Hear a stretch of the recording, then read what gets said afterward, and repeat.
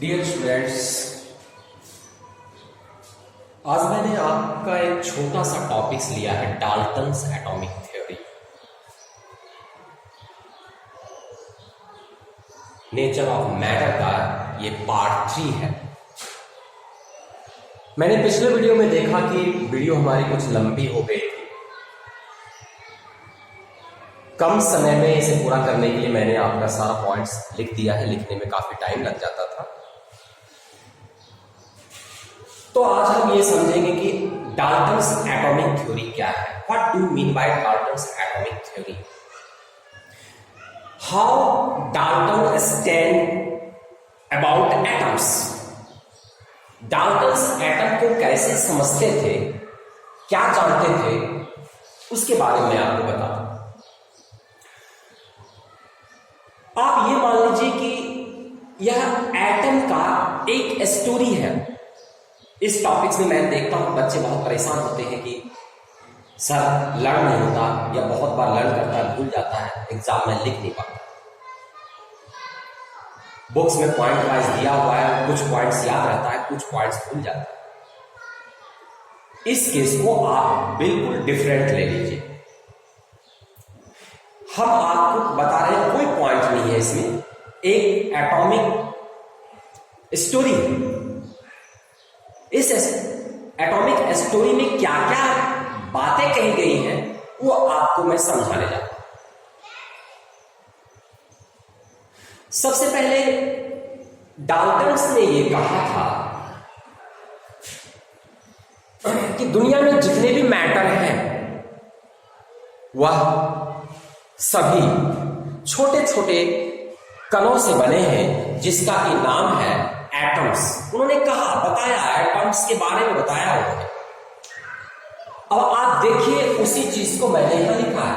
Matter is made up of very small tiny particles called atom. ये Dalton's ने कहा कि एटम जो है वो बहुत ही छोटी पार्टिकल से, मैटर जो है बहुत छोटी पार्टिकल से बना हुआ है।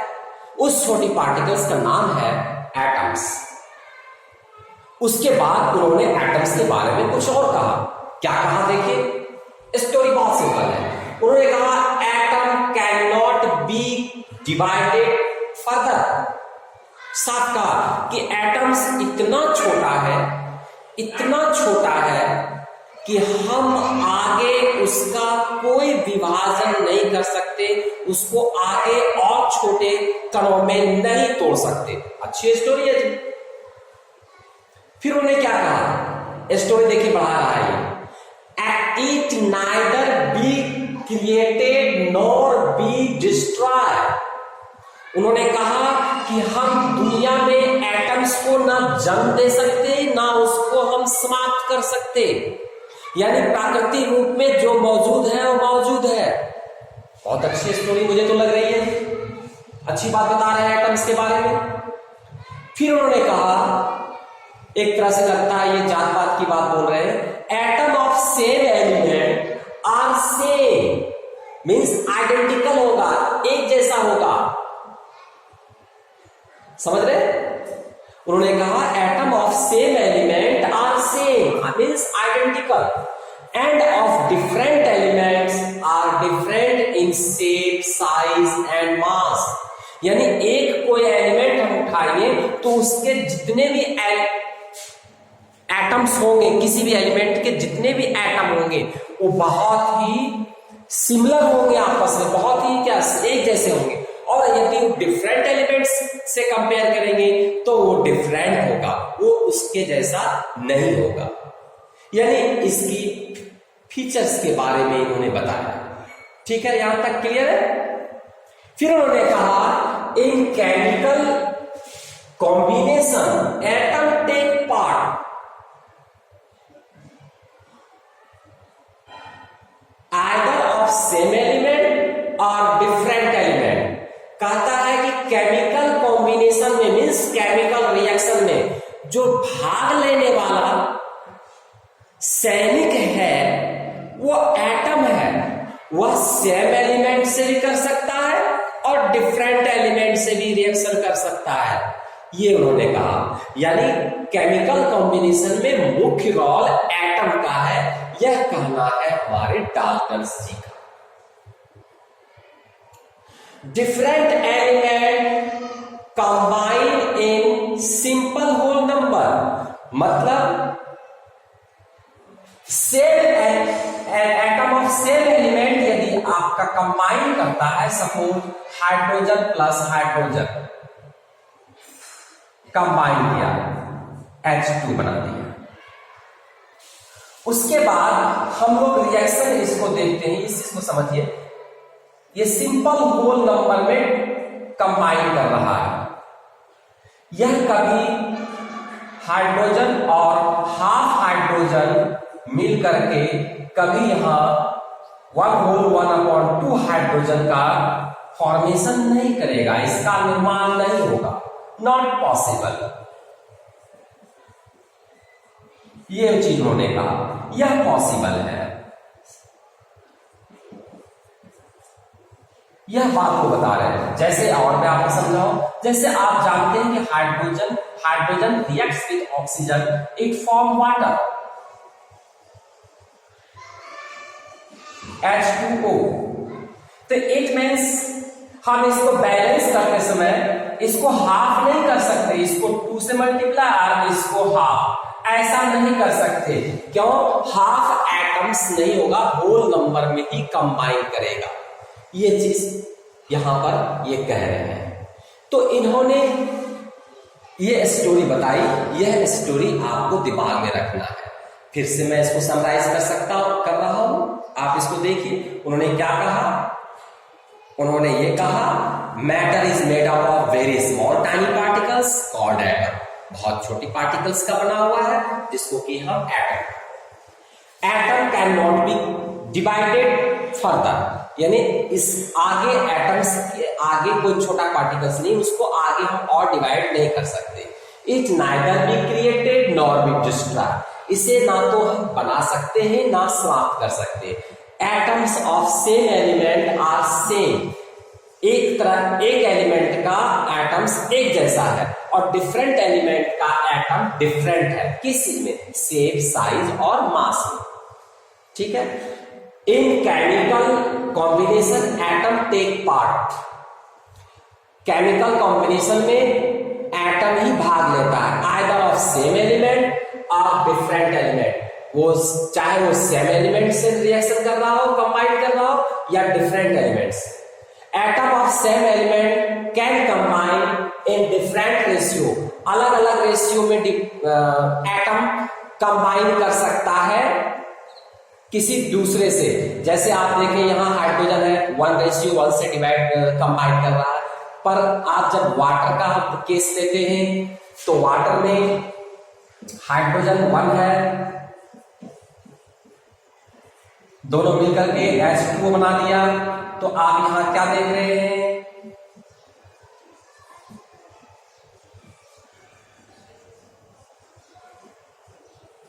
बैलेंस हुआ जी।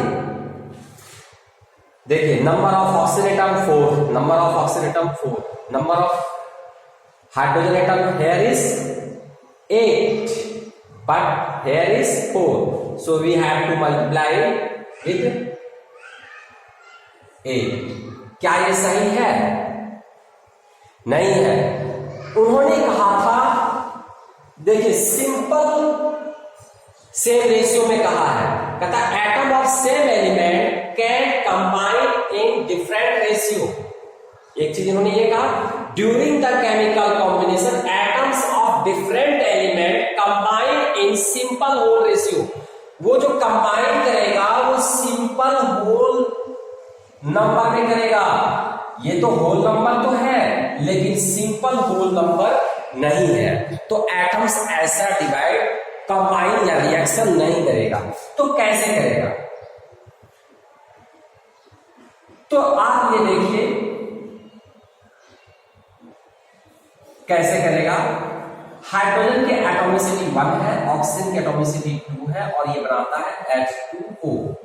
सबसे पहले आप बड़ी कंपाउंड को बैलेंसिंग में आप पढ़े हैं, सबसे पहले बड़ी कंपाउंड को ले लीजिए और उसको बैलेंस करिए। तो इसमें ऑक्सीजन 1 है और इसमें ऑक्सीजन 2 है, इसको हम 2 बना देंगे। ठीक, अब यहां हाइड्रोजन 4 हो गया, तो हमें लेफ्ट हैंड साइड में भी हाइड्रोजन को 4 करना होगा। ठीक है, तो ये हुआ सिंपल होल रेशियो में डिवाइड करता है, और इसमें यहां रेशियो जो है एटम का वो है 2:1। ठीक है, और पहले वाला होल नंबर में था, लेकिन सिंपल होल नंबर में कॉम्बिनेशन नहीं था। समझ गए? इतनी ही स्टोरी डाल्टन्स ने अपने बारे में बताया, अपनी कंसेप्ट बताया, और इसी को हम डाल्टन्स एटॉमिक थ्योरी कहते हैं।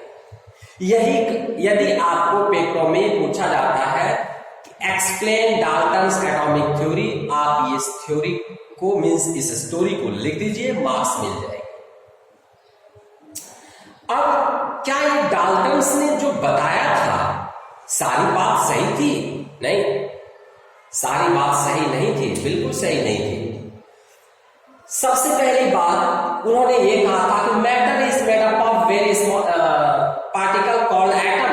Atom can not be divided further. Atom को आगे डिवाइड नहीं किया जा सकता है, लेकिन एटम्स को आगे चलकर डिवाइड किया गया, और आपको भी पता है कि उसमें न्यूक्लियस मिला,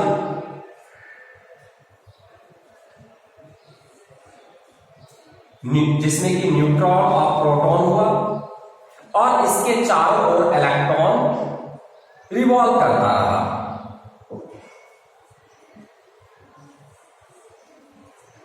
और ये स्ट्रक्चर ऑफ एटम में पता चला। तो इसका मतलब क्या हुआ? एटम्स का भी पार्ट्स है, उसको भी हम डिवाइड कर सकते हैं, इलेक्ट्रॉन, प्रोटॉन एंड न्यूट्रॉन। इसके भी पार्ट्स आगे चलकर लोगों को मालूम हुआ।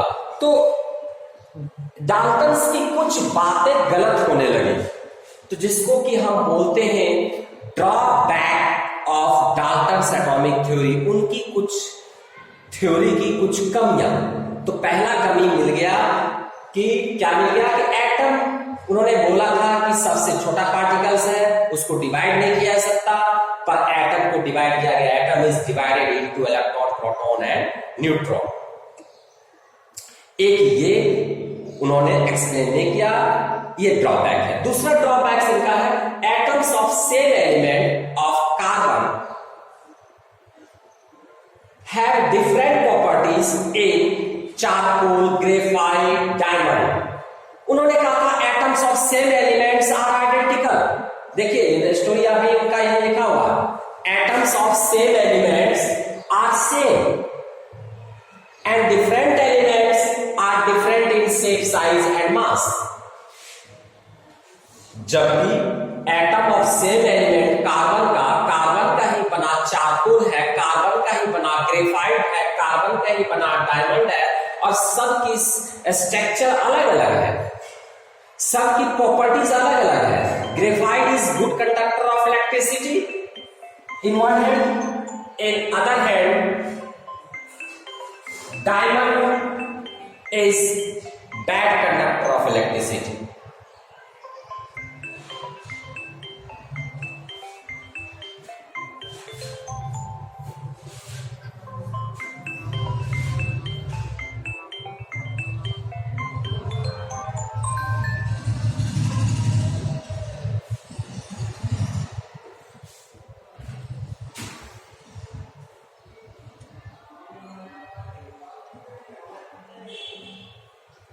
ठीक है, तो आपने क्या देखा